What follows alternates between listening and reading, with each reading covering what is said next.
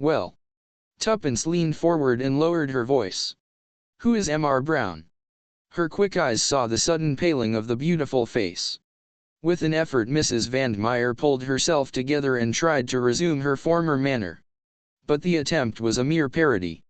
She shrugged her shoulders. You can't have learned much about us if you don't know that nobody knows who M.R. Brown is. You do, said Tuppeny quietly. Again the color deserted the other's face. What makes you think that? I don't know, said the girl truthfully. But I'm sure. Mrs. Vandermeyer stared in front of her for a long time. Yes, she said hoarsely, at last, I know. I was beautiful, you see very beautiful you are still, said Tuppence with admiration.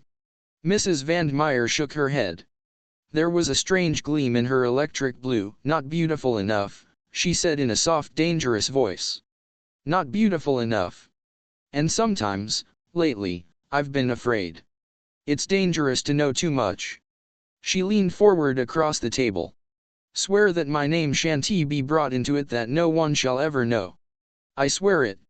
And, once he caught, you'll be out of danger.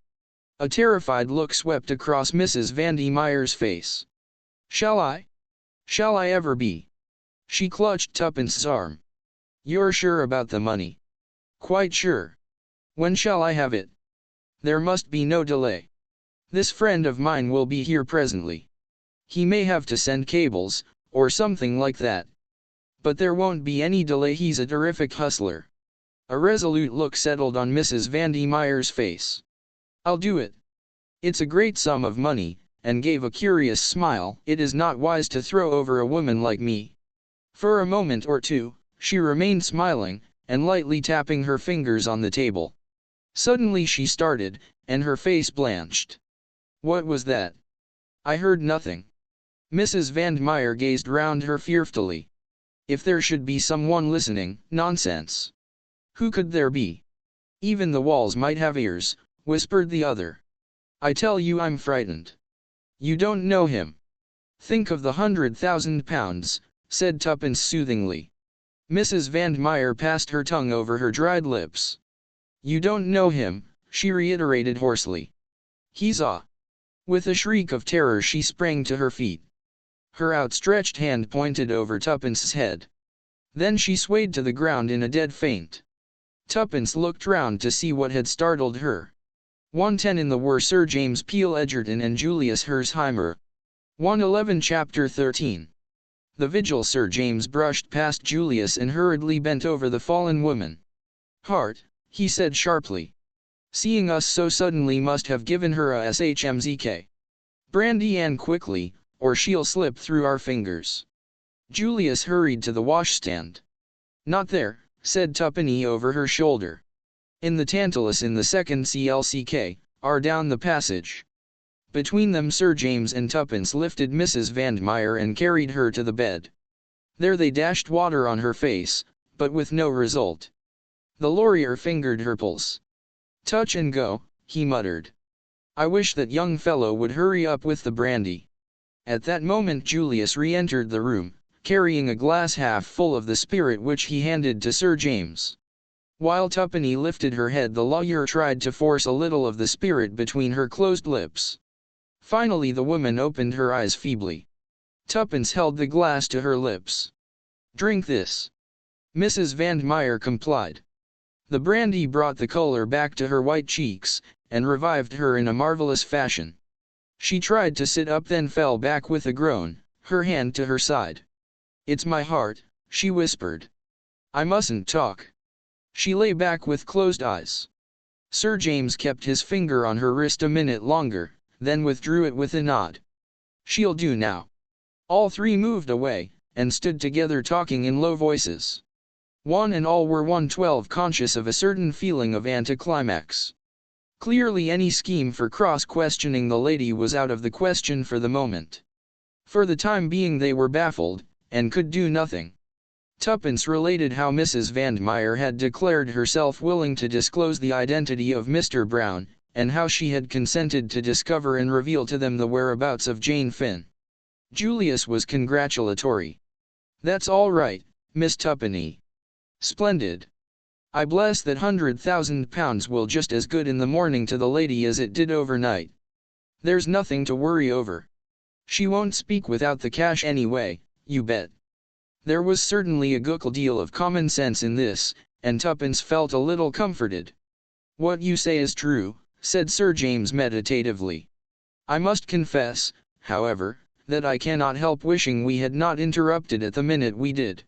Still, it cannot be, it is only a matter of waiting until the morning. He looked across at the inert figure on the bed. Mrs. Van Meyer lay perfectly passive with closed eyes. His head.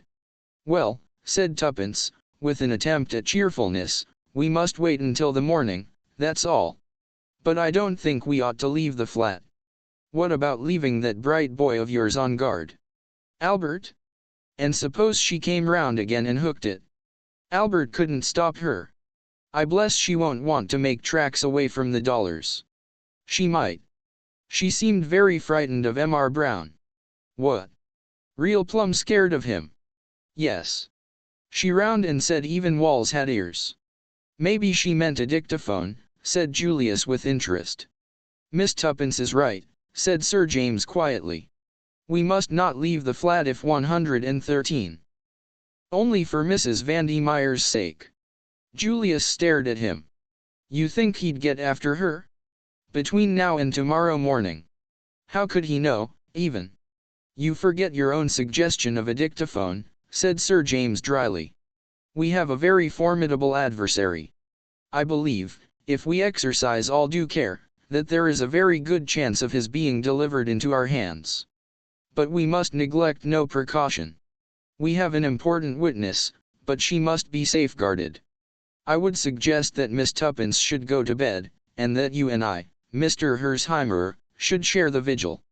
Tuppence was about to protest, but happening to glance at the bed she saw Mrs. Van Meyer, her eyes half open, with such an expression of mingled fear and malevolence on her face that it quite froze the words on her lips. For a moment she wondered whether the faint and the heart attack had been a gigantic sham, but remembering the deadly pallor she could hardly credit the supposition. As she lch'd the expression disappeared as by magic, and Mrs. Van Meyer lay inert and motionless as before. For a moment the girl fancied she must have dreamed it. But she determined nevertheless to be on the alert. Well, said Julius, I guess we'd better make a move out of here anyway. The others fell in with his suggestion. Sir James again felt Mrs. Van Meyer's pulse.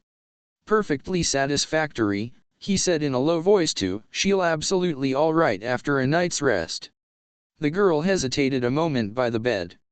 The intensity of the expression she had surprised had impressed her powerfully. Mrs. Van Meyer lifted her lids. She seemed to be struggling to speak. Bent over her. Don't leave. She seemed unable to proceed, murmuring something that sounded like sleepy. Then she tried again. Tuppence bent lower still. It was only a breath. The voice stopped. 114, but the half-closed eyes seemed still to send an agonized message. Moved by a sudden impulse, the girl said quickly, I shan't leave the flat. I shall sit up all night. A flash of relief showed before the lids descended once more. Apparently Mrs. Van Meyer slept. But her words had awakened a new uneasiness in Tuppence. What had she meant by that low murmur, Mr. Brown? Tuppence caught herself nervously over her shoulder. The big wardrobe loomed up in a sinister fashion before her eyes. Plenty of room for a man to hide in that. Half ashamed of herself, Tuppence pulled it open and looked inside. No one, of course. She ped down and looked under. There was no other hiding place. Tuppence gave her familiar shake of the shoulders. It was absurd, this giving way to nerves. Slowly she went out of the room. Julius and Sir James were talking in a low voice. Sir James turned to her. Lock the door on the outside, please, Miss Tuppence, and take out the key. There must be no chance of anyone entering that room. The gravity of his manner impressed them, and felt less ashamed of her attack of nerves. Say, remarked Julius suddenly, there's Tuppence's bright boy. I guess I'd better go down and ease his young mind. That's some lad, Tuppence. How did you get in, by the way, asked Tuppence suddenly. I forgot to ask. Well, Albert got me on the phone all right. I ran round for Sir James here, and we came right on. The boy was on the lookout for us, and was just a mite worried what might have happened to you. He'd been listening outside the door of the flat, but couldn't hear anything. Anyhow he suggested sending us up in the coal lift instead of ringing the bell. And sure enough we landed in the scullery and came right along to find you. Albert's still below, and must be just hopping mad by this time. With which Julius departed abruptly. Now then, Miss Tuppence, said Sir James, you know this place better than I do. Where do you suggest we should take up our quarters? 1:15. Tuppence considered for a moment or two. I think Mrs. Vandermeyer's Inudoir would be the most comfortable, last, and led the way there. Sir James looked round approvingly. She said this will do very well, and now, my dear young lady, do go to bed and get some sleep. Tuppence shook her head resolutely. I couldn't, thank you, Sir James. I should dream of Mr. Brown all night. But you'll so tired, child. No, I shan't. I'd rather stay up really. The lavier gave in. Julius some minutes later, having reassured Albert and rewarded him lavishly for his swices. Having in his turn failed to persuade Tuppence to go to bed, he said decisively. At any rate, you've got to have something to eat right away. Where's the larder? Tuppence directed him, and he returned in a few minutes with a cold pie and 3 plates. After a hearty meal, the girl felt inclined to pooh-pooh her fancies of half an hour before. The power of the money bribe could not fail. And now, miss, said Sir James, we want to hear your adventures. That's so, agreed Julius. Tuppence narrated her adventures with some complacence.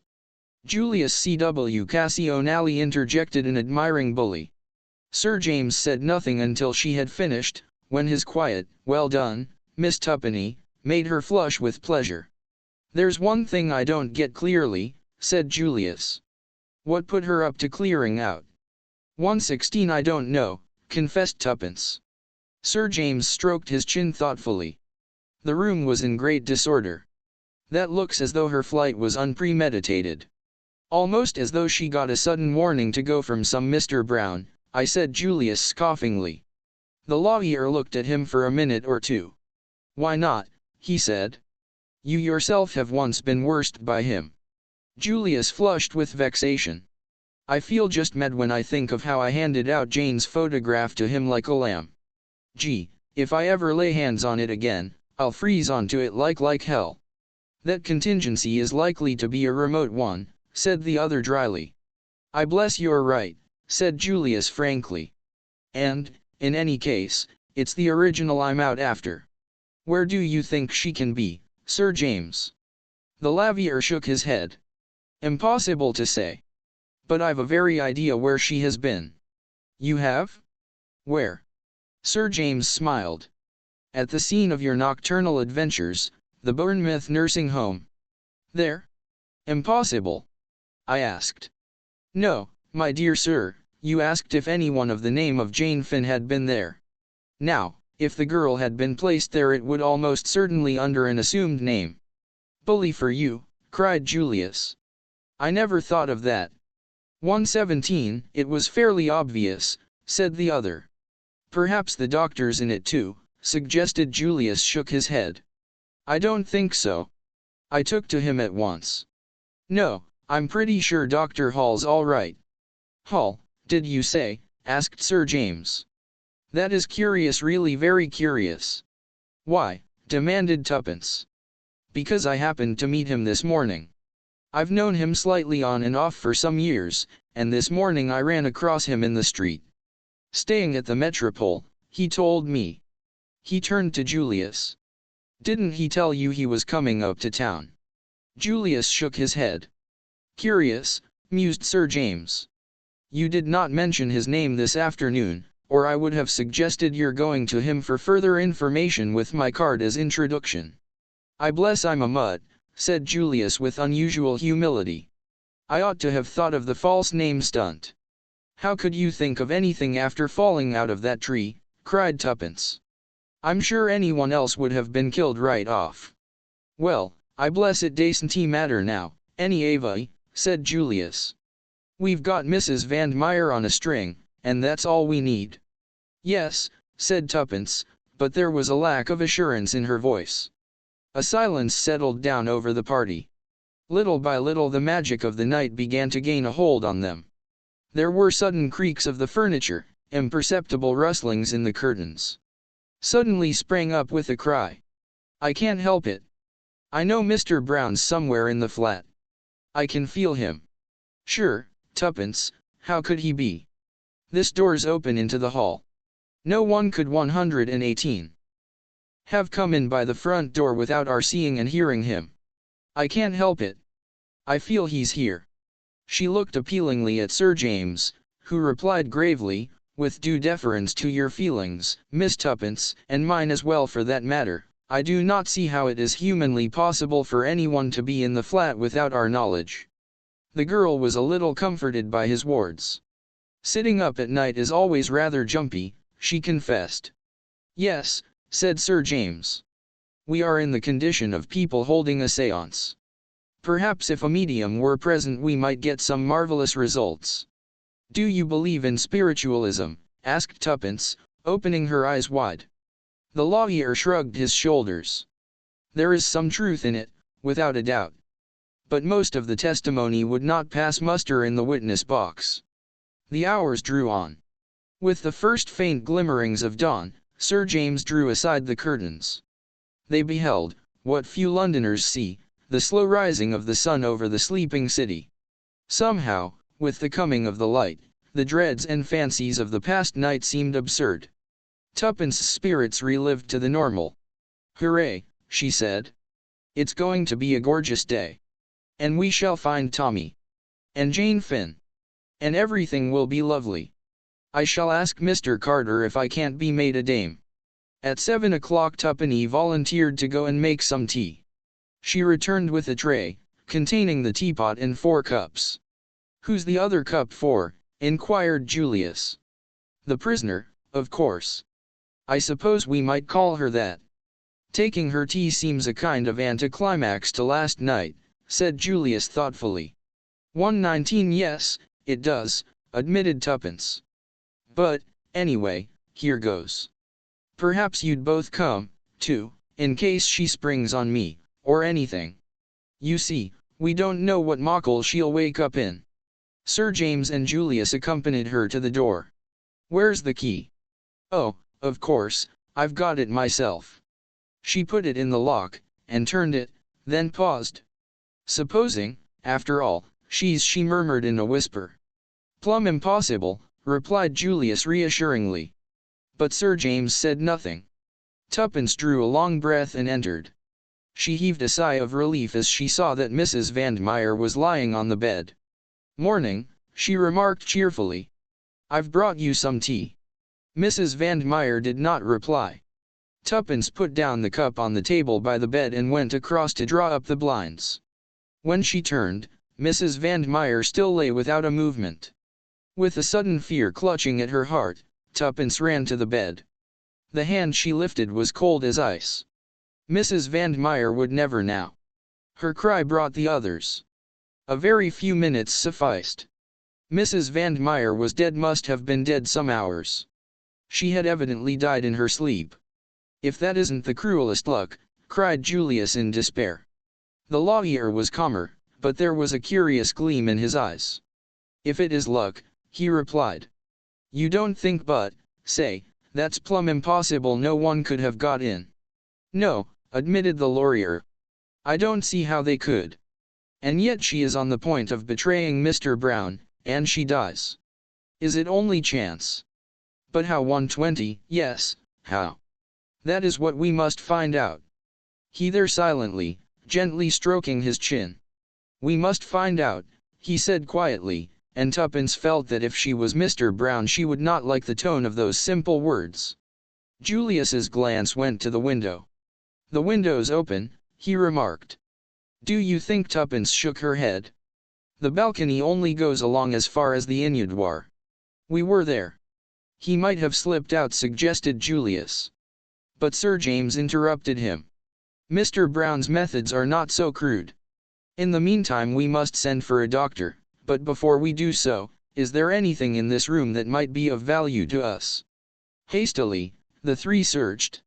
A charred mass in the grate indicated that Mrs. Vandmeyer had been burning papers on the eve of her flight. Nothing of importance remained, though they searched the other rooms as well.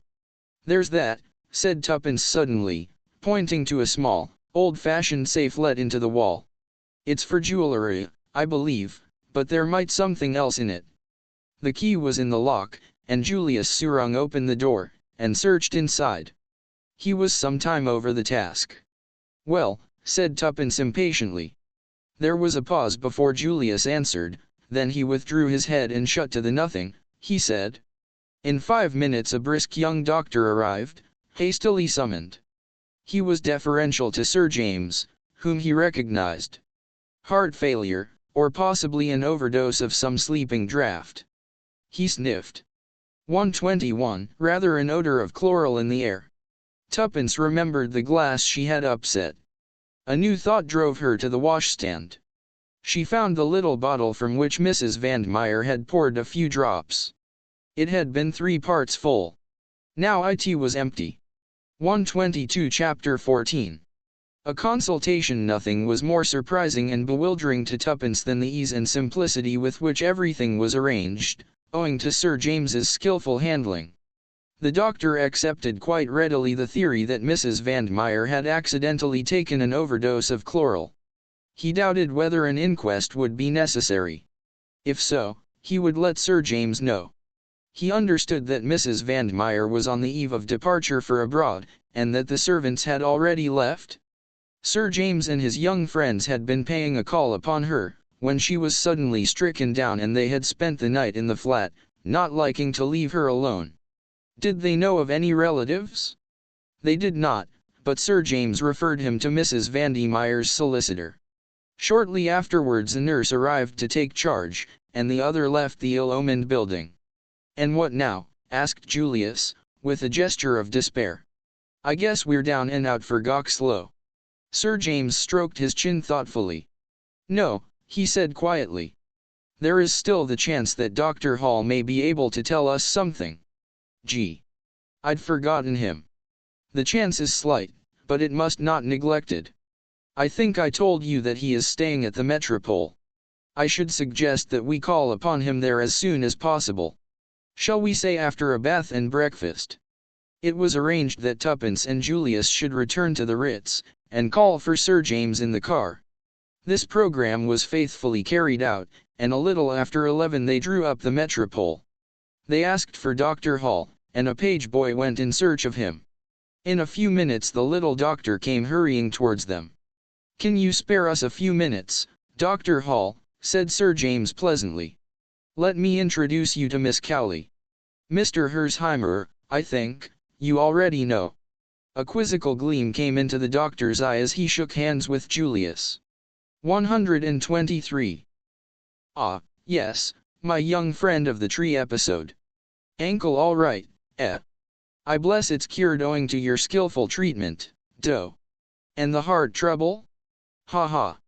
Still searching," said Julius briefly. "To come to the point, can we have a word with you in privatia?" asked Sir James. "Certainly.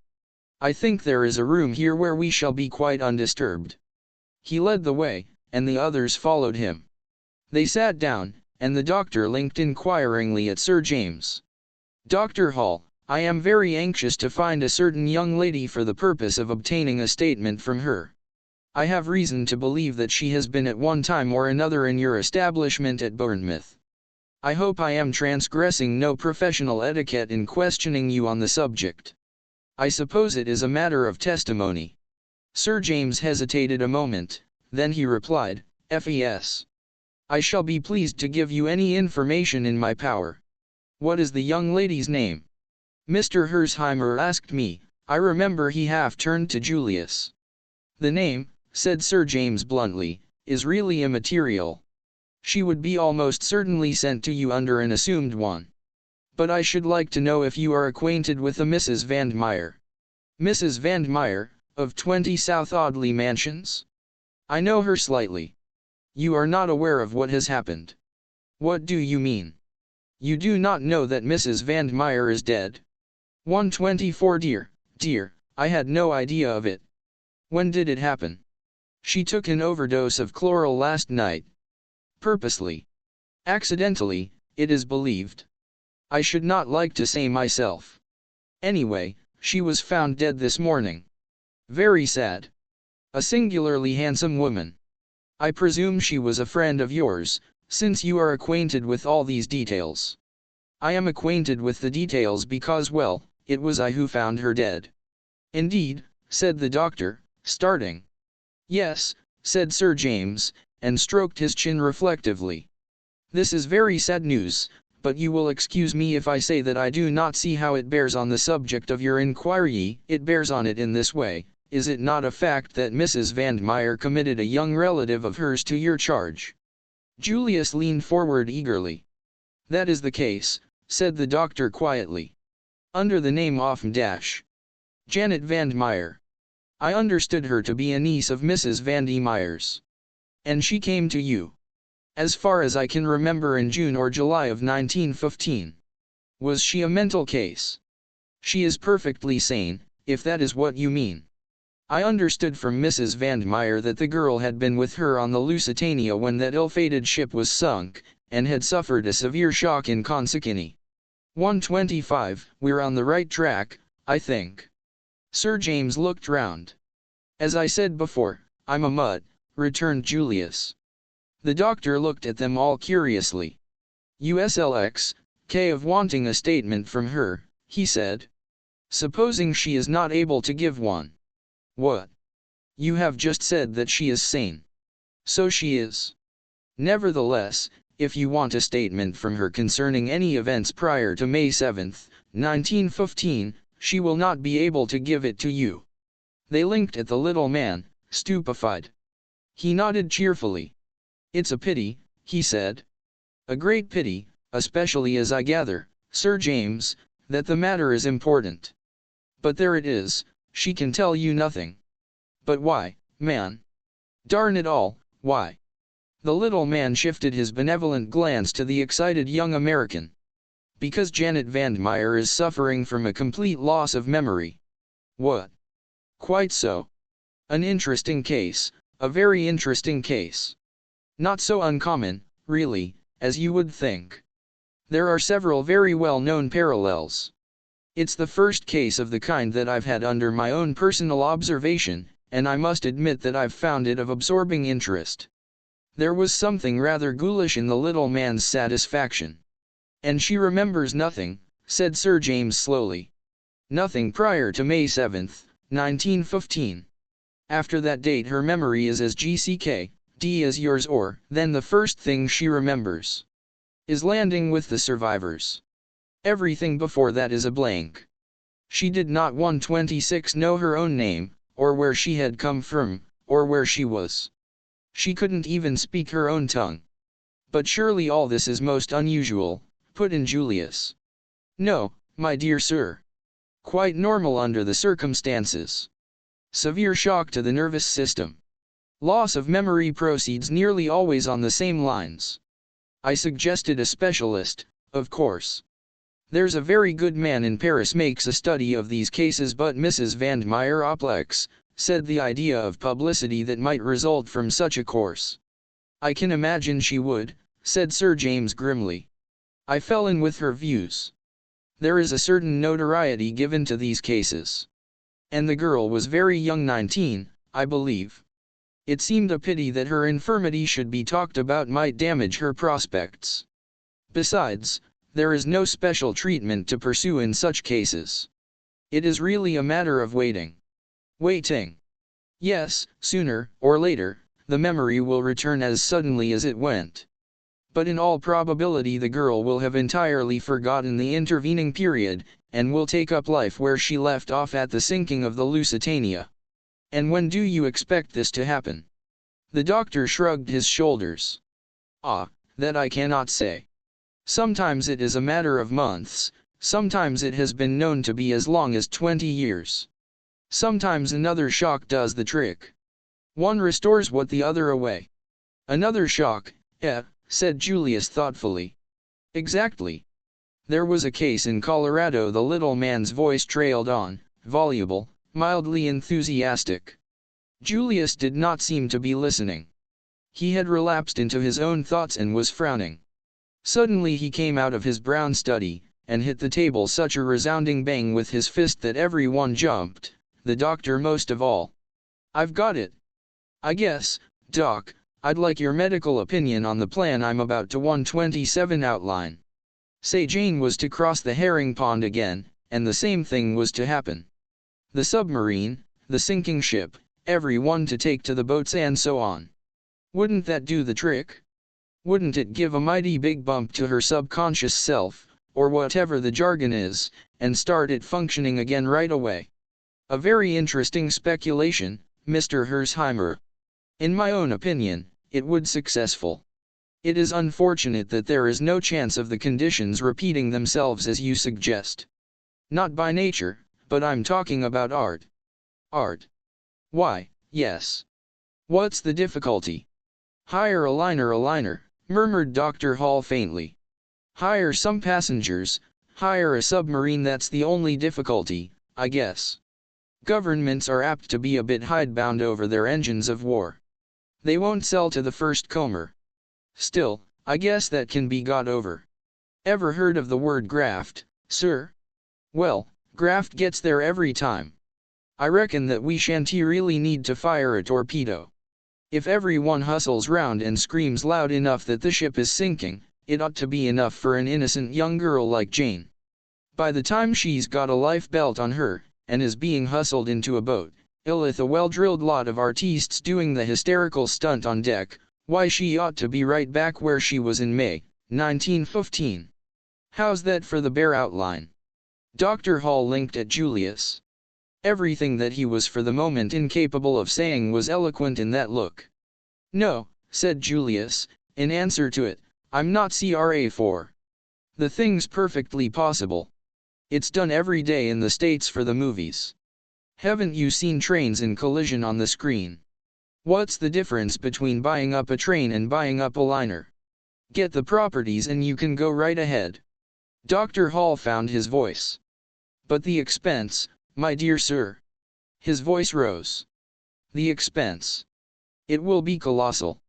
Money doesn't worry me any, explained Julius simply. 128. Dr. Hall turned an appealing face to Sir James, who smiled slightly. Mr. Hersheimer is very well off indeed. The doctor's glance came back to Julius with a new and subtle quality in it. This was no longer an eccentric young fellow with a habit of falling off trees. The doctor's eyes held the deference accorded to a really rich man. Remarkable plan. Very remarkable, he murmured. The movies, of course. Your American word for the kinema. Very interesting.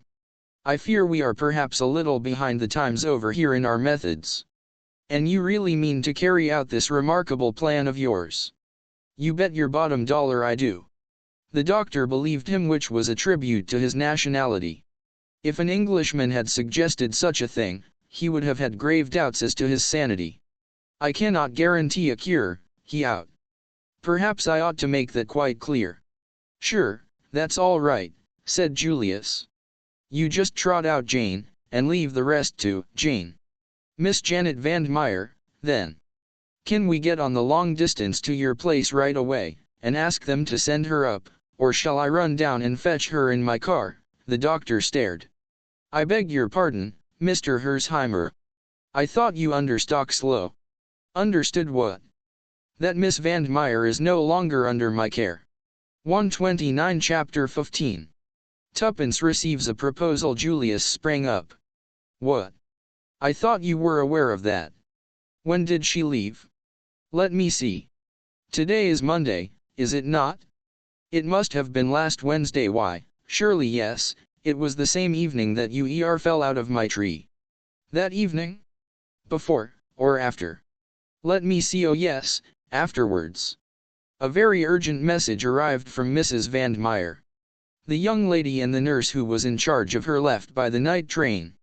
Julius sank back again into his chair. Nurse Edith left with a patient, I remember, he muttered. Been so near. Dr. Hall looked. My God, I don't understand. Is the young lady not with her aunt, after all? Tuppence shook her head. She was about to speak when a warning glance from Sir James made her hold her tongue. The lawyer rose. I'm much obliged to you, Hall. We're very grateful for all you've told us. I'm afraid we're now in the position of having to track Miss Vandmeyer anew. What about the nurse who accompanied her? I suppose you don't know where she is. The doctor shook his head. We've not heard from her, as it happens. I understood she was to remain with Miss Vandmeyer for a while. But what can have happened? Surely the girl has not been 1:30. That remains to be seen, said Sir James gravely. The other hesitated. You do not think I ought to go to the police? No, no. In all probability the young lady is with other relations. The doctor was not completely satisfied, but he saw that Sir James was determined to say no more, and realized that to try and extract more information from the famous KC would be mere waste of labor. Accordingly, he wished them goodbye, and they left the hotel. For a few minutes they stood by the car. How maddening, cried Tuppence. To think that Julius must have been actually under the same roof with her for a few hours. I was a darned idiot, muttered Julius gloomily. You couldn't know, consoled him. Could he? She to Sir James. I should advise you not to worry, said the latter kindly. No use crying over spilt milk, you know. The great thing is what to do next, added the practical. Sir James shrugged his shoulders. You might advertise for the nurse who accompanied the girl. That is the only course I can suggest, and I must confess I do not hope for much result. Otherwise there is nothing to be done. Nothing, said Tuppence blankly. And Tommy? We must hope for the best, said Sir James.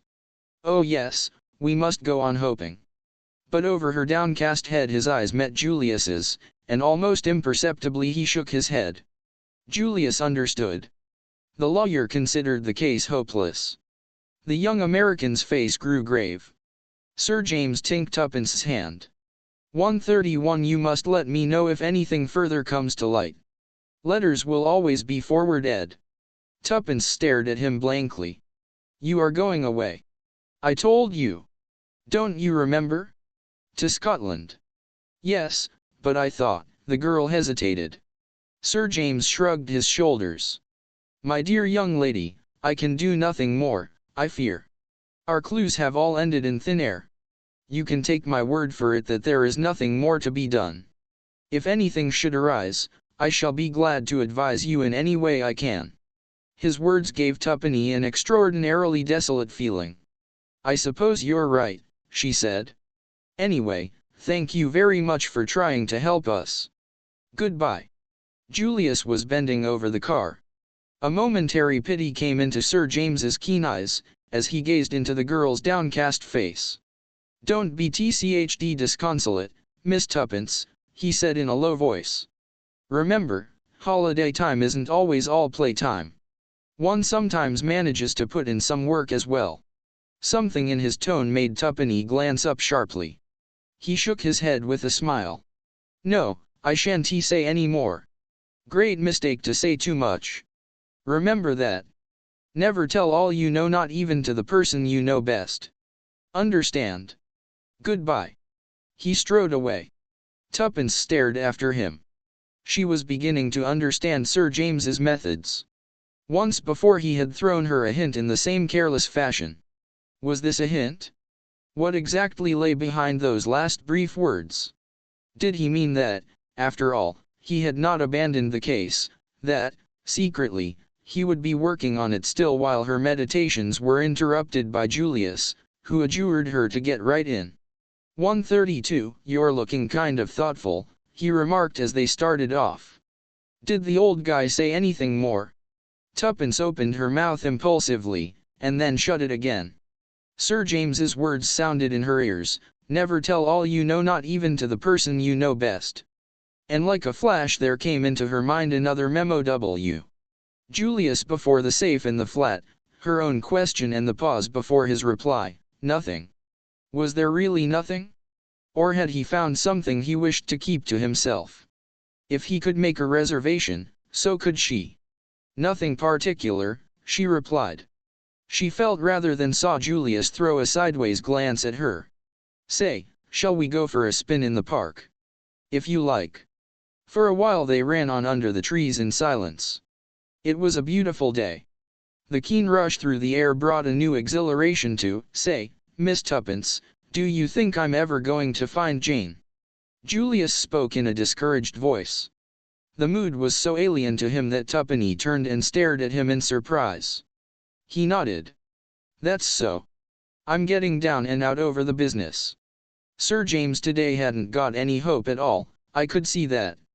I don't like him, we don't gee together somehow, but he's pretty cute, and I guess he wouldn't quit if there was any chance of success now, would he? Tuppence felt rather uncomfortable, but clinging to her belief that Julius also had withheld something from her, she remained firm. He suggested advertising for the nurse, she reminded him.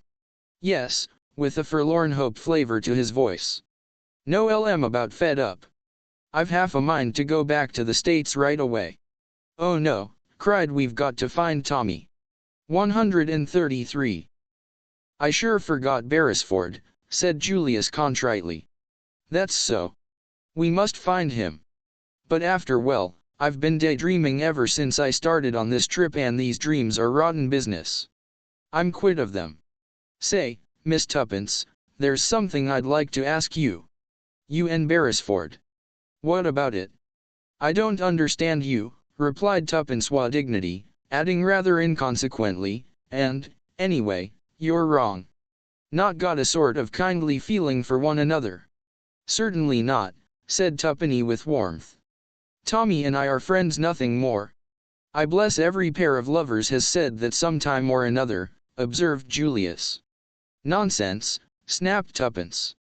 Do I look the sort of girl that's always falling in love with every man she meets? You do not.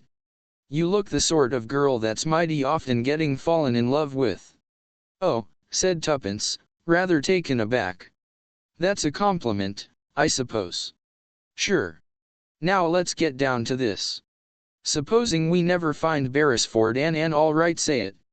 I can face facts. Supposing he's dead. Well. And all this business fiddles out. What are you going to do? I don't know, said Tuppence forlornly. You'll be darned lonesome, you poor kid. I shall be all right, snapped Tuppence with her usual resentment of any kind of pity. What about marriage? Inquired Julius. Got any views on the subject? 134. I intend to marry, of course, replied Tuppence. That is, if she paused, knew a momentary longing to draw back, and then stuck to her guns bravely, I can find someone rich enough to make it worth my while.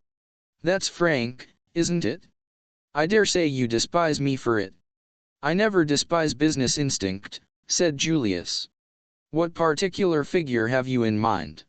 Figure? Asked Tuppeny, puzzled. Do you mean tall or short? No. Some income. Oh, 1 to -1 haven't quite worked that out. What about me? Sure thing. Oh, I couldn't. Why not? I tell you I couldn't. Again, why not? It would seem so unfair. I don't see anything unfair about it. I call your bluff, that's all. I admire you immensely, Miss Tuppeny, more than any girl I've ever met. You're so darned plucky. I'd just love to give you a real, rattling good time. Say the word, and we'll run round right away to some high-class jeweler, and fix up the ring business. I can't, gasped Tuppence. Because of Beresford. No, no, no. 135. Well then. Tuppence merely continued to shake her head violently. You can't reasonably expect more dollars than I've got. Oh, it isn't that, Tuppence with an almost hysterical laugh. But thanking you very much, and all that, I think I'd say no. I'd be obliged if you'd do me the favor to think it over until tomorrow. It's no use. Still, I guess we'll leave it like that. View well, said meekly. Neither of them spoke again until they reached the Ritz. Tuppence went upstairs to her room. She felt morally battered to the ground after her conflict with Julius's vigorous personality. Sitting down in front of the glass, she stared at her own reflection for some minutes. "Fool," murmured Tuppence at length, making a grimace. "Little fool. Everything you want, everything you've ever hoped for, and you go and bleat out no like an idiotic little sheep. It's your one chance. Why don't you take it? Grab it? Snatch at it? What more do you want?" As if in answer to her own question, her eyes fell on a small snapshot of Tommy that stood on her dressing table in a shabby frame. For a moment she struggled for self-control, and then abandoning all presence, she held it to her lips and burst into a fit of sobbing. "Oh, Tommy, Tommy," she cried, "I do love you so, and I may never see you again." At the end of 5 minutes Tuppence sat up, blew her nose, and pushed back her "that's that," she observed sternly. "Let's look facts in the face. I seem to have fallen in love with an idiot of a boy who probably doesn't care two straws about me." Here she paused. "Anyway," she resumed, as though arguing with an 136 unseen opponent, "I don't know that he does. He'd never have dared to say so. I've always jumped on sentiment, and here I am being more sentimental than anybody. What idiots girls are. I've always thought so. I suppose I shall sleep with his photograph under my pillow, and dream about him all night. It's dreadful to feel you've been false to your principles." Tuppence shook her head sadly, as she reviewed her backsliding. "I don't know what to say to Julius, I'm sure. Oh, what a fool I feel. I'll have to say something. He's so American and thorough, he'll insist upon having a reason. I wonder if he did find anything in that safe." Tuppence's meditations went off on another tack. She reviewed the events of last night carefully and persistently. Somehow, they seemed bound up with Sir James's enigmatical words. Suddenly she gave a great start. The color faded out of her face. Her eyes, fascinated, gazed in front of her, the pupils dilated. "Impossible," she murmured. "Impossible. I must going mad even to think of such a thing. Monstrous, yet it explained everything." After a moment's reflection she sat down and wrote a note, weighing each word as she did so. Finally she shook her head as though satisfied, and slipped it into an envelope which she addressed to Julius. She went down the passage to his sitting room and knocked at the DCNR. As she had expected, the room was empty. She left the note on the table. A small page boy was waiting outside her own door when she returned to it.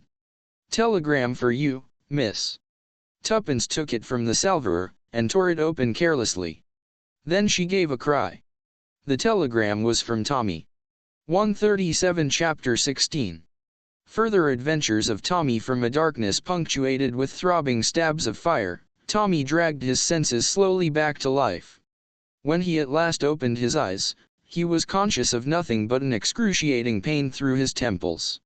He was vaguely aware of unfamiliar surroundings. Where was he? What had happened? He blinked feebly. This was not his bedroom at the Ritz. And what the devil was the matter with his head? "Damn," said Tommy, and tried to sit up. He had remembered. He was in that sinister house in Soho. He uttered a groan and fell back. Through his almost closed lids he reconnoitered carefully. "He is coming to," remarked a voice very near Tommy's ear. He recognized it at once for that of the bearded inefficient German, and lay artistically inert. He felt that it would be a pity to come round too soon, and until the pain in his head became a little less acute, he felt quite incapable of collecting his wits. Painfully he tried to puzzle out what had happened. Obviously somebody must have crept up behind him as he listened and struck him down with a blow on the head. They knew him now for a spy, and would in all probability give him short shrift. Undoubtedly he was in a tight place. Nobsly knew where he was, therefore he need expect no outside assistance, and must depend solely on his own wits. "Well, here goes," murmured Tommy to himself, and his former remark. "Damn," he observed, and this time succeeded in sitting up. In a minute the German stepped forward and placed a glass to his lips, with the brief command "drink." Tommy obeyed. The potency of the draft made him choke, but it cleared his brain in a marvelous manner. He was lying on a couch in the room in which the meeting had been held. On one side of him was the German, on the other the villainous-faced doorkeeper who had let him in. The others were together at a little distance away. But Tommy missed one face. The man known as Number 1 was no longer of the company. "Feel better?" asked the German, as he removed the empty glass. "Yes, thanks," returned Tommy cheerfully. 138. "Ah, my young friend, it is lucky for you your skull is so thick." The good Conrad struck hard. He indicated the evil-faced doorkeeper by a nod. The man grinned. Tommy twisted his head round with an effort. "Oh," he said, "so you're Conrad, are you? It strikes me the thickness of my skull was lucky for you too. When I look at you I feel it's almost a pity I've enabled you to cheat the hangman." The man snarled, and the bearded man said quietly, "He would have run no risk of that." "Just as you like," replied Tommy. "I know it's the fashion to run down the police. I rather believe in them myself." His manner was nonchalant to the last degree.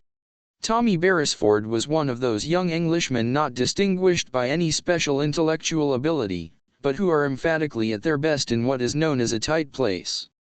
Their natural diffidence and caution fall from them like a glove. Tommy realized perfectly that in his own wits lay the only chance of escape, and behind his casual manner he was racking his brains furiously.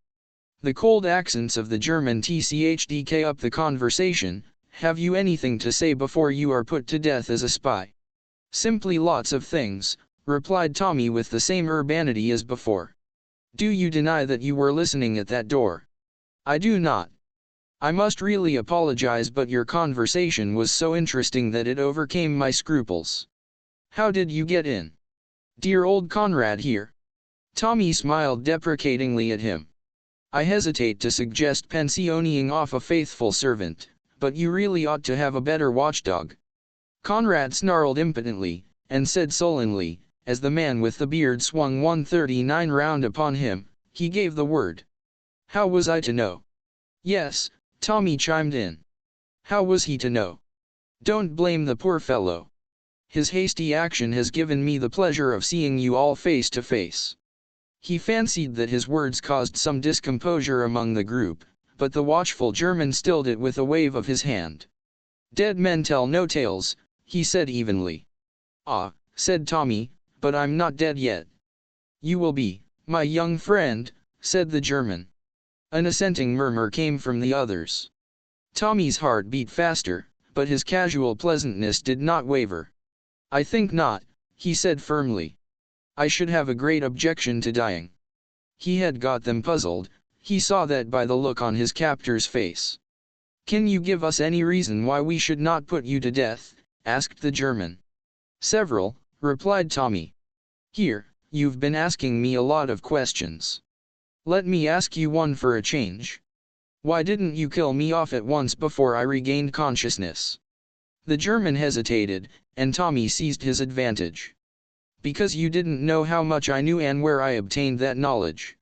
If you kill me now, you never will know." But here the emotions of Boris became tck, much for him. He forward waving his arms. "You hellhound of a spy," he screamed. "We will give you short shrift. Kill him! Kill him!" There was a roar of applause. "You hear," said the German, his eyes on Tommy. "What have you to say to that?" "Say." Tommy shrugged his shoulders. "Pack of fools. Let them ask themselves a few questions. How did I get into this place? Remember what dear old Conrad said with your own password, wasn't it? How did one get hold of that? You don't suppose I came up those steps haphazard and said the first thing that came into my head?" Tommy was pleased with the concluding words of this speech. His only regret was that Tuppence was not present to appreciate its full flavor. "That is true," said the working man suddenly. "Comrades, we have been betrayed." An ugly murmur arose. Tommy smiled at them encouragingly. "That's better. How can you hope to make a success of any job if you don't use your brains? You will tell us who has betrayed us, said the German. But that shall not save you, oh, no. You shall tell us all that you know. Boris, here, knows pretty ways of making said Tommy scornfully, fighting down a singularly unpleasant feeling in the pit of his stomach. You will neither torture me nor kill me. And why not? Asked Boris. Because you'd kill the goose that lays the golden eggs, replied Tommy quietly. There was a momentary pause. It seemed as though Tommy's persistent assurance was at last conquering. They were no longer completely sure of themselves. The man in the shabby clothes stared at Tommy searchingly. He's bluffing you, Boris, he said quietly. Tommy hated him. Had the man seen through him? The German, with an effort, turned roughly to Tommy. 141, what do you mean? What do you think I mean? Parried Tommy, searching desperately in his own. Suddenly Boris stepped forward, and shook his fist in Tommy's face. You swine of an, don't get so excited, my good fellow, said Tommy calmly. That's the worst of you foragglers. You can't keep calm. Now, I ask you, do I look as though I thought there were the least chance of your killing me? He looked confidently round, and was glad they could not hear the beating of his heart which gave the lie to his words. No, admitted Boris at last sullenly, you do not. Thank God, he's not a mind reader, thought Tommy. Aloud he pursued his advantage, and why am I so confident? Because I know something that puts me in a position to propose a bargain. A bargain? The bearded man him up sharply. Yes, a bargain. My life and liberty against. He paused. Against what? The group pressed forward. You could have heard a pin drop. Slowly Tommy spoke. The papers that Danvers brought over from America in the Lusitania. The effect of his words was electrical. Everyone was on his feet. The German waved them back. He leaned over Tommy, his face purple with excitement. Himmel! You have got them, then. 142 with magnificent calm. Tommy shook his head. You know where they are, persisted the German. Again Tommy shook his head. Not in the least. Then angry and baffled, the words failed him. Tommy looked round. He saw anger and bewilderment on every face, but his calm assurance had done its work. No one doubted but that something lay behind his words. I don't know where the papers are, but I believe that I can find them. I have a theory, Pa. Tommy raised his hand, and silenced the clamors of disgust. I call it a theory, but I'm pretty sure of my facts that are known to no one but myself. In any case, what do you lose? If I can produce the papers, you give me my life and liberty in exchange. Is it a bargain? And if we refuse, said the German quietly. Tommy lay back on the couch. The 29th, he said thoughtfully, is less than a fortnight ahead. For a moment the German hesitated. Then he made a sign to Conrad. Take him into the other room. For 5 minutes, Tommy sat on the bed in the room next door. His heart was beating violently. He had risked all on this throw. How would they decide? And all the while that this agonized questioning went on within him, he talked flippantly to Conrad, enraging the cross-grained to the point of homicidal mania. At last the door and the German called imperiously to Conrad to return. Let's hope the judge hasn't put his black cap on, remarked Tommy frivolously. That's right, Conrad, march me in. The prisoner is at the bar, gentlemen. The German was seated once more behind the table. He motioned to Tommy to sit down opposite to him. We accept, he said harshly, on terms. The papers must be delivered to us before you go free. Idiot, said Tommy amiably. How do you think I can look for them if you keep me tied by the leg here? What do you expect, then? I must have liberty to go about the business in my own way. The German laughed. Do you think we are little children to let you walk out of here leaving us a pretty story full of promises? No, said Tommy thoughtfully. Though infinitely simpler for me, I did not really think you would agree to that plan. Very well, we must arrange a compromise. How would it be if you attached little Conrad here to my person? He's a faithful fellow, and very ready with the fist. We prefer, said the German coldly, that you should remain here. One of our number will carry out your instructions minutely. If the operations are complicated, he will return to you with a report and you can instruct him further. You're tying my hands, complained Tommy. It's a very delicate affair, and the other fellow will muff it up as likely as not, and then where shall I be? I don't believe one of you has got an ounce of tact. The German rapped the table. Those are our terms. Othem viz, death. Tommy leaned back wearily. I like your style. Curt, but attractive. So be it, then. But one thing is essential, must see the girl. What girl? Jane Finn, of course. The other looked at him curiously for some minutes, then he said slowly, and as though choosing his words with care, do you not know that she can tell you nothing? Tommy's heart beat a little faster. Would he succeed in coming face to face with the girl he was seeking? I shall not ask her to tell me anything, he said quietly. Not in so many words, that is. Then why see her?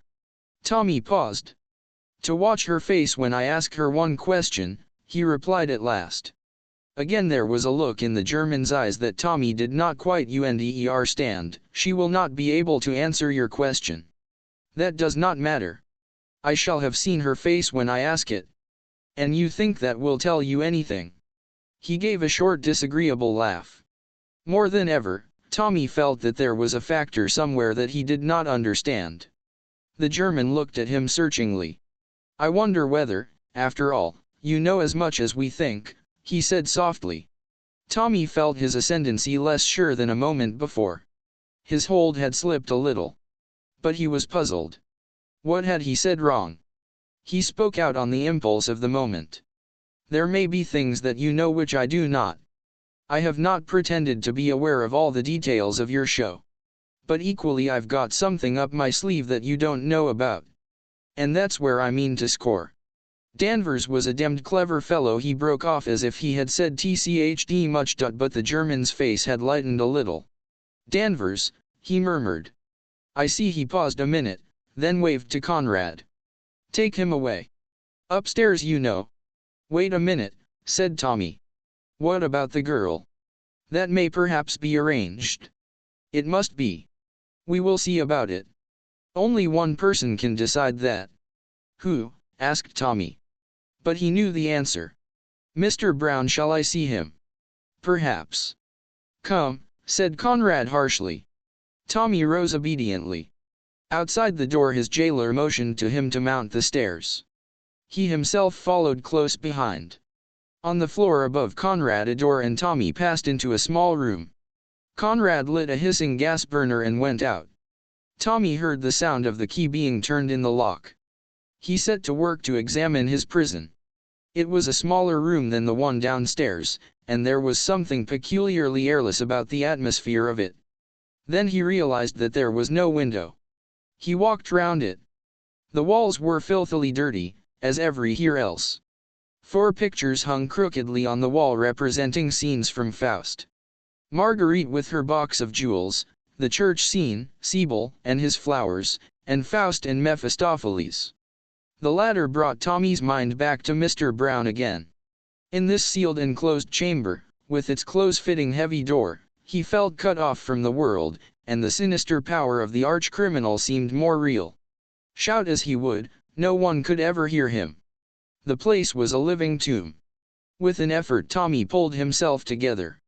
He sank onto the bed and gave himself up to reflection.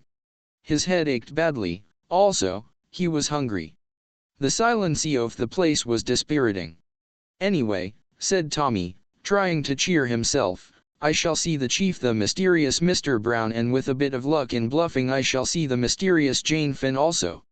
After that Tommy was forced to admit the prospect dreary. 147 Chapter 17. Annette. The troubles of the future, however, faded before the troubles of the present. And of these, the most immediate and pressing was that of hunger. Tommy had a healthy and vigorous appetite.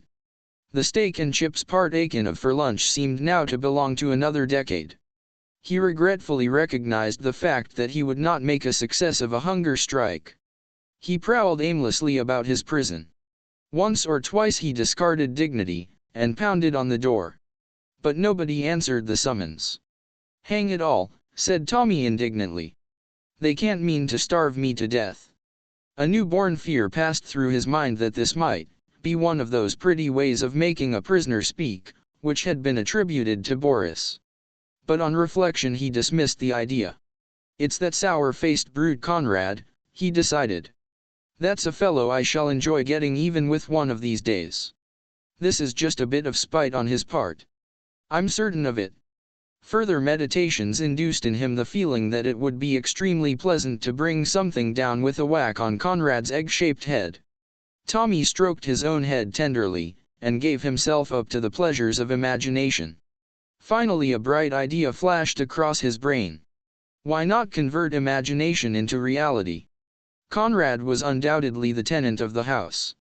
The others, with the possible exception of the bearded German, merely used it as a rendezvous. Therefore, why not wait in ambush for Conrad behind the door, and when he entered bring down a chair, or one of the decrepit pictures, smartly onto his head. One would, of course, be careful not to hit too hard. And then, simply walk out. If he met anyone on the way down, well, Tommy brightened at the thought of an encounter with his fists. Such an affair was infinitely more in his line than the verbal encounter of this afternoon. Intoxicated by his plan, Tommy gently unhooked the picture of the Devil and Faust, and settled himself in position. His hopes were high. The plan seemed to him simple but excellent. Time went on, but Conrad did not appear. Night and day were the same in this prison room, but Tommy's wristwatch, which enjoyed a certain degree of accuracy, informed him that it was 9:00 in the evening. Tommy reflected that if supper did not arrive soon it would be a question of waiting for breakfast. At 10 o'clock hope deserted him, and he flung himself on the bed to seek consolation in sleep. In 5 minutes his woes were forgotten. The sound of the key turning in the lock awoke him from his slumbers. Not belonging to the type of hero who is famous for awaking in full possession of his faculties, Tommy merely blinked at the ceiling and wondered vaguely where he was. Then he remembered, and looked at his watch. It was 8 o'clock. "It's either early morning tea or breakfast," deduced the young man, "and pray God it's the latter." The door swung open. TCX, late, Tommy remembered his scheme of obliterating the unprepossessing Conrad. A moment later he was glad that he had, for it was not Conrad who entered, but a girl. She carried a tray which she set down on the table. In the feeble light of the gas burner Tommy blinked at her. He decided at once that she was one of the most beautiful girls he had ever seen.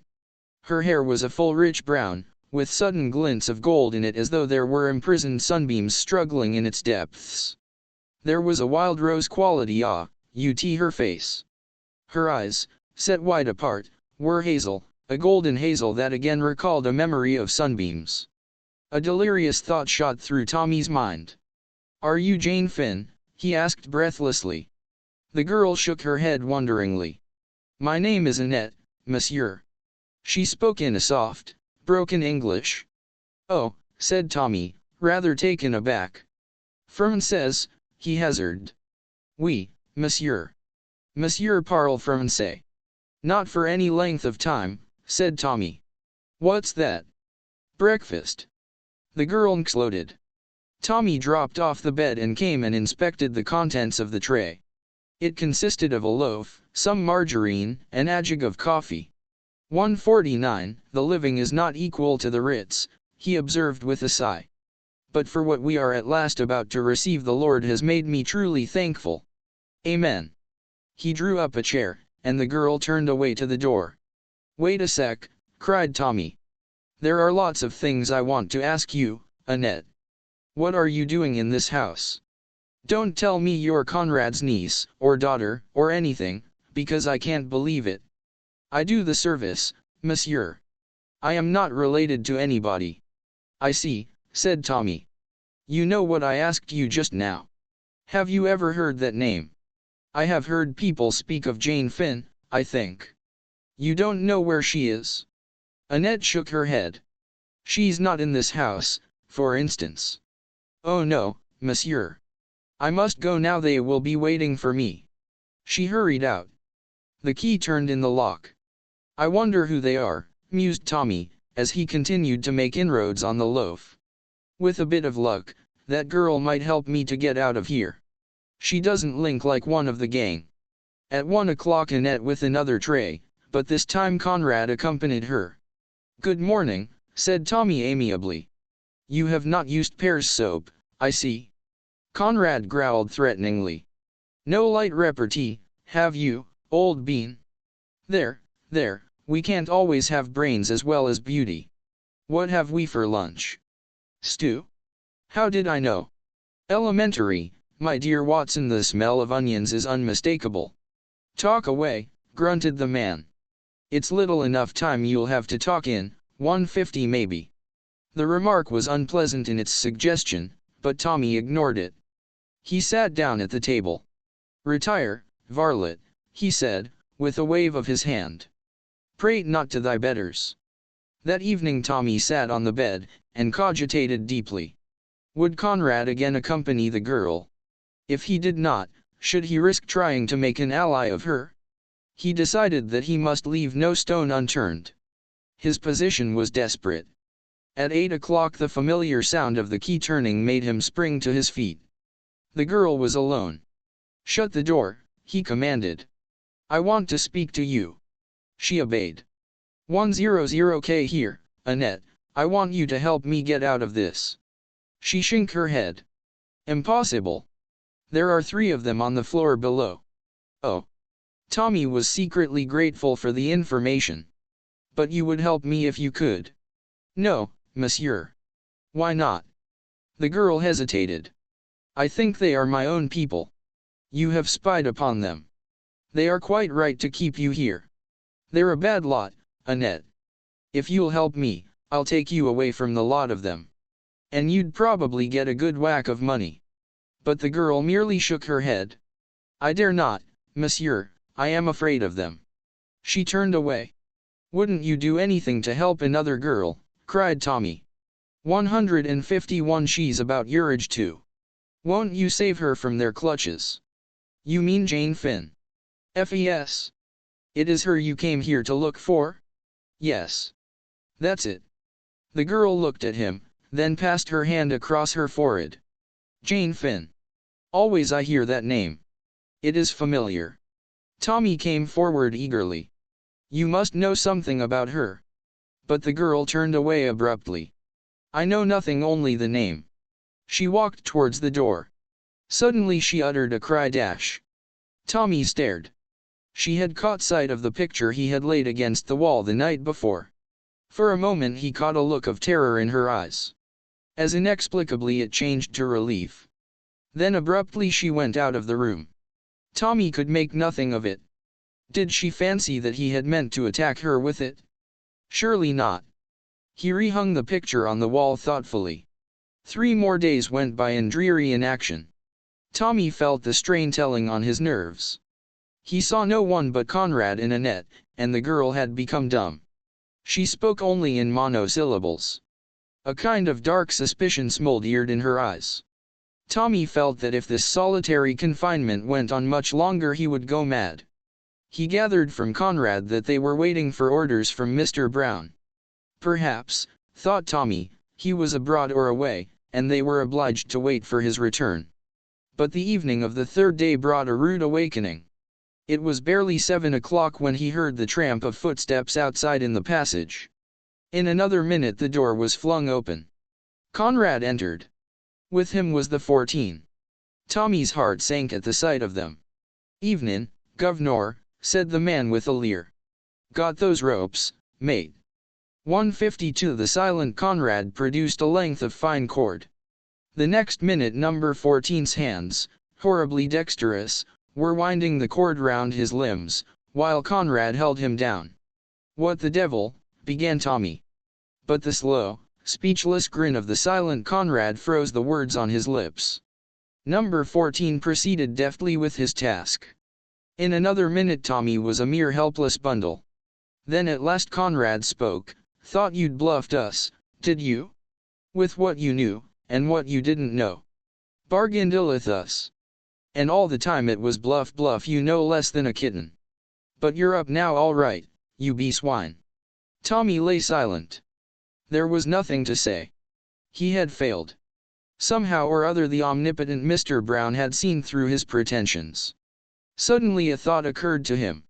A very good speech, Conrad, he said approvingly. But wherefore the bonds and fetters? Why not let this kind gentleman here cut my throat without delay? Garn, said number 14, think we're as green as to do you in here, and have the police nosing round? Not, Alfie, we've ordered the carriage for your lordship tomorrow mornin', but in the meantime we're not taking any chances, see? Nothing, said Tommy, could be plainer than your words unless it was your face. Stow it, said number 14. With pleasure, replied Tommy. You're making a sad mistake, but yours will be the loss. You don't kid us that way again, said 14. Talking as though you were still at the blooming Ritz, aren't you? Tommy made no reply. He was engaged in wondering how Mr. Brown had discovered his identity. He decided that Tuppence, in the throes of anxiety, had gone to the police, and that his disappearance having been made public, the gang 153 had not slow to put two and two together. The two men departed and the door slammed. Tommy was left to his meditations. They were not pleasant ones. Already his limbs felt cramped and stiff. He was utterly helpless, and he could see no hope anywhere. About an hour had passed when he heard the key softly turned, and the door opened. It was Annette. Tommy's heart beat a little faster. He had forgotten the girl.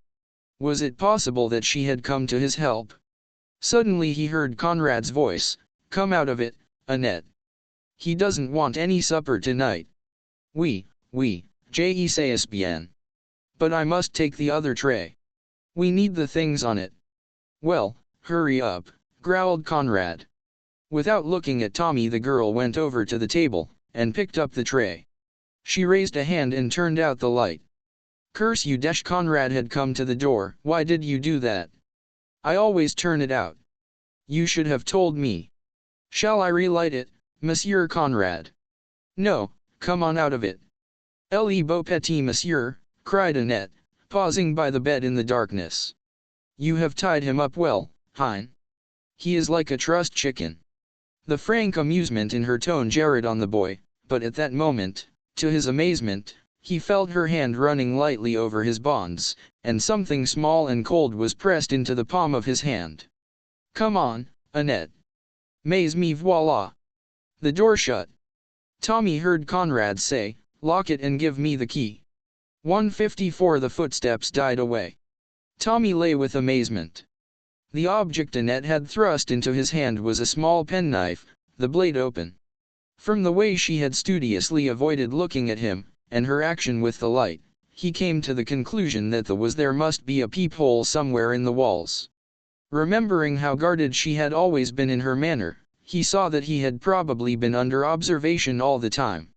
Had he said anything to give himself away? Hardly. He had revealed a wish to escape and a desire to find Jane Finn, but nothing that could have given a clue to his own identity. True, his question to Annette had proved that he was unacquainted with Jane Finn, but he had never pretended otherwise. The question now was, did Annette really know more? Were her denials intended primarily for the listeners? On that point he could come to no conclusion. But there was a more vital question that drove out all others. Could he, bound as he was, manage to cut his bonds? He essayed cautiously to rub the open blade up and down on the cord that bound his two wrists together. It was an awkward business, and drew a smothered 0w of pain from him as the knife cut into his wrist. But slowly and doggedly he went on sawing to and fro. He cut the flesh badly, but at last he felt the cord slacken. With his hands free, the rest was easy. 5 minutes later he upright with some difficulty, owing to the cramp in his limbs. His first care was to bind up his bleeding wrist. Then he sat on the edge of the bed to think. Conrad had taken the key of the door, so he could expect little more assistance from Annette. The only outlet from the room was the door, consequently he would perforce have to wait until the two men returned to fetch him. But when they did, Tommy smiled.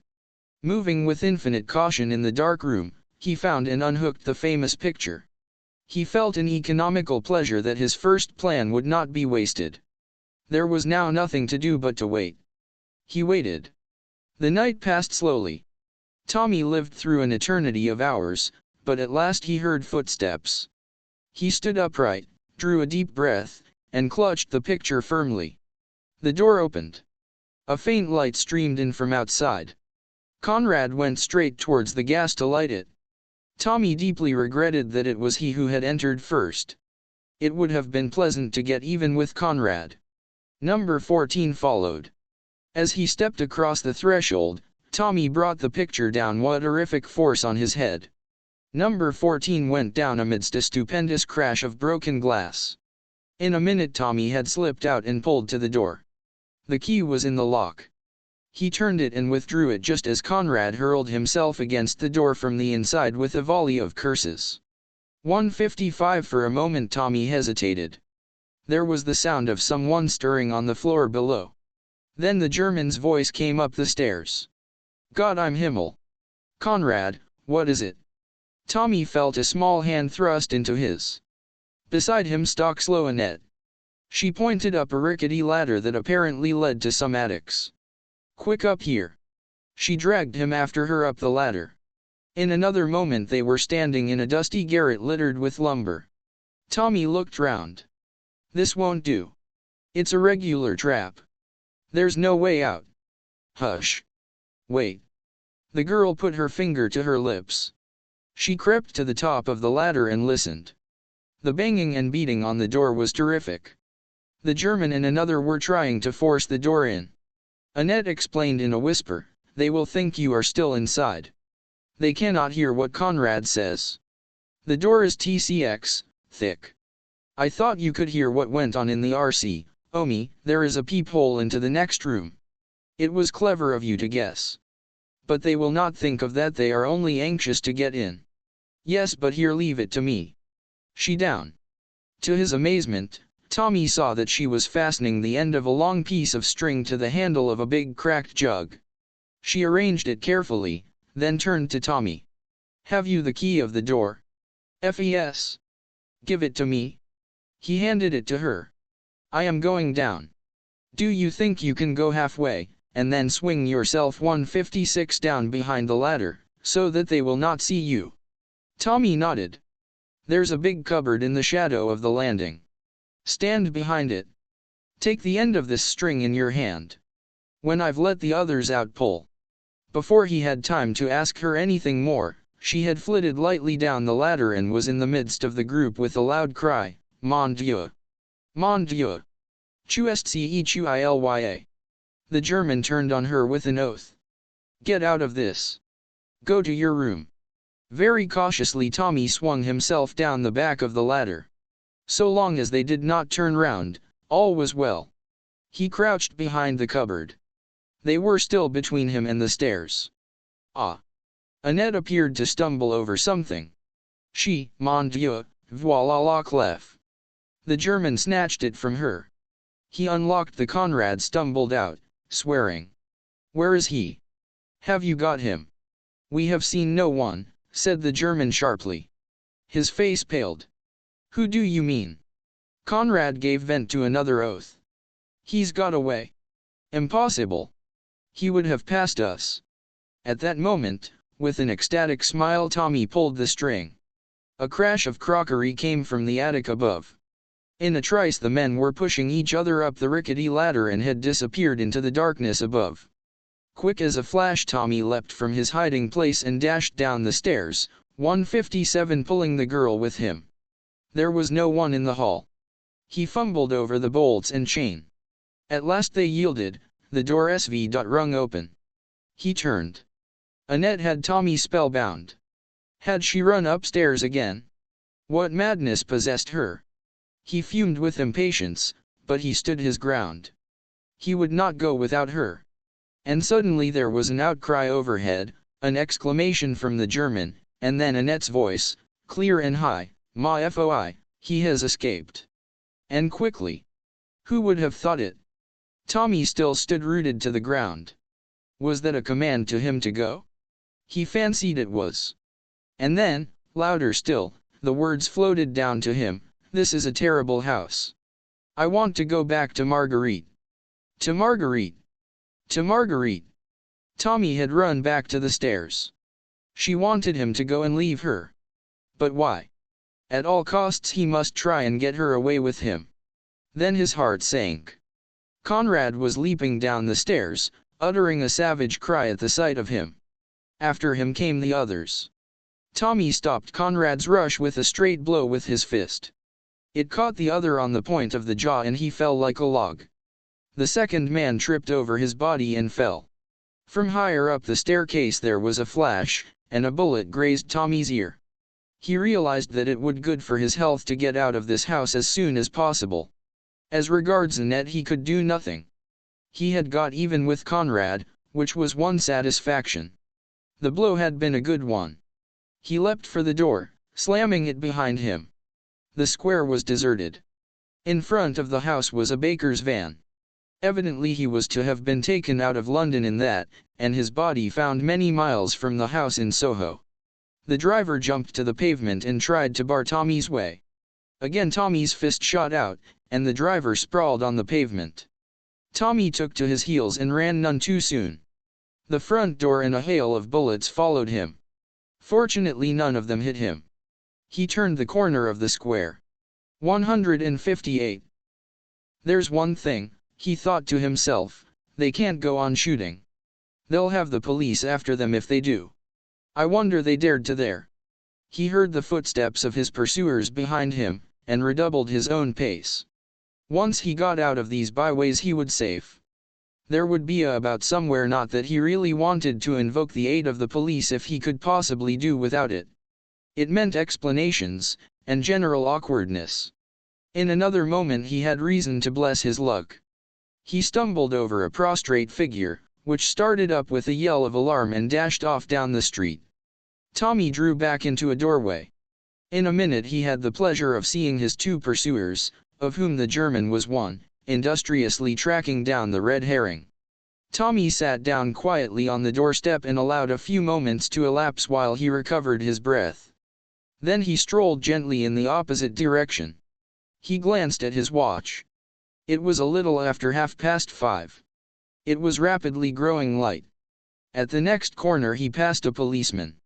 The policeman cast a suspicious eye on him.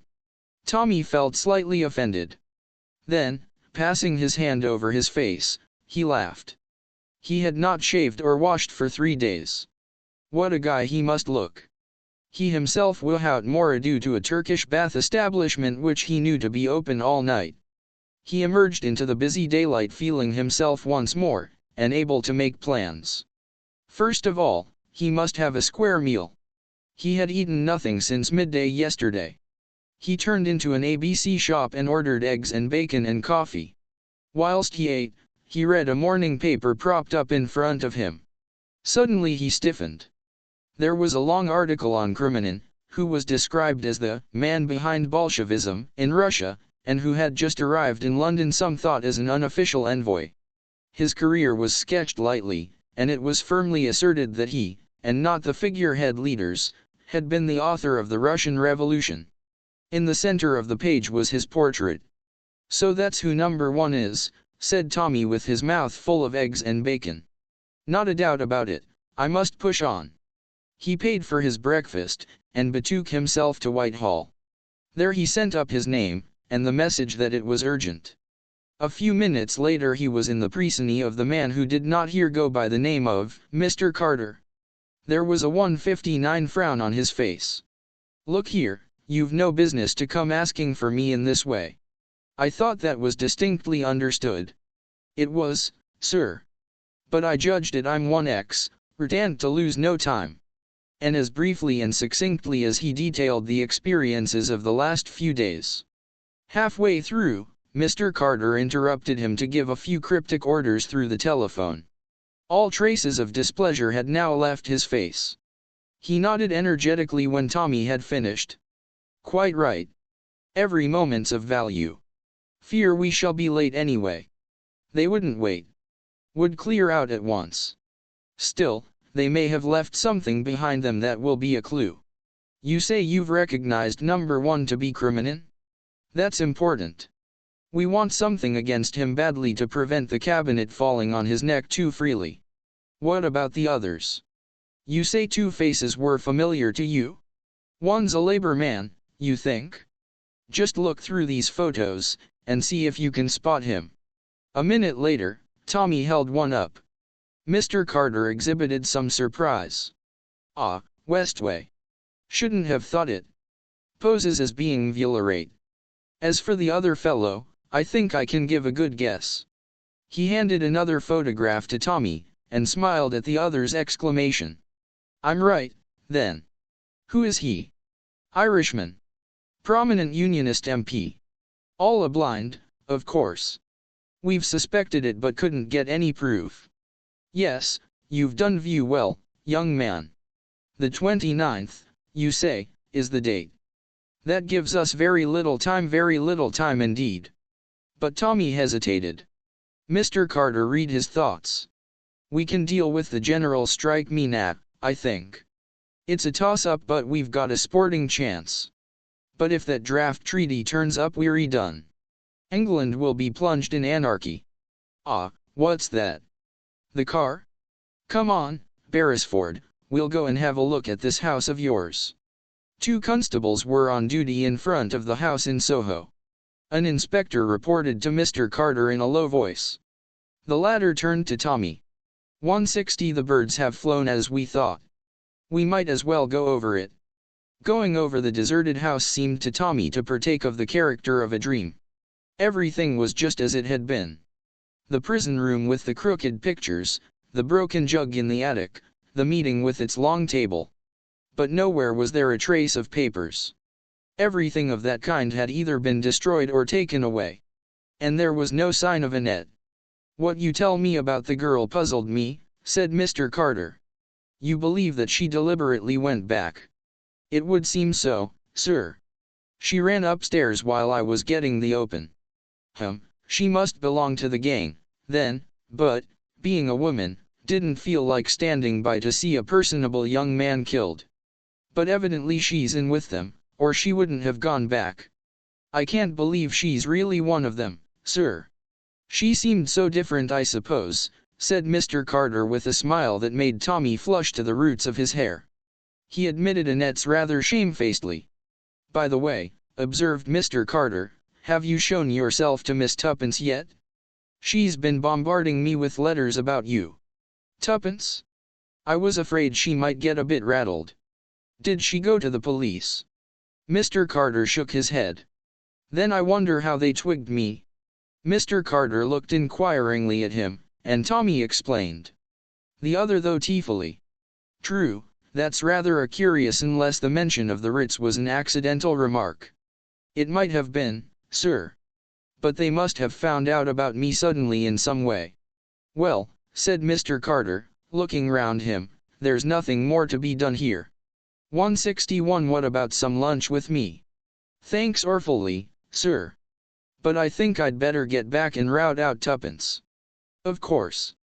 Give her my kind regards and tell her not to believe you're killed TCX, readily next time. Tommy grinned. I take a lot of killing, sir. So I perceive, said Mr. Carter dryly. Well, goodbye. You're a marked man now, and take reasonable care of yourself. Thank you, sir.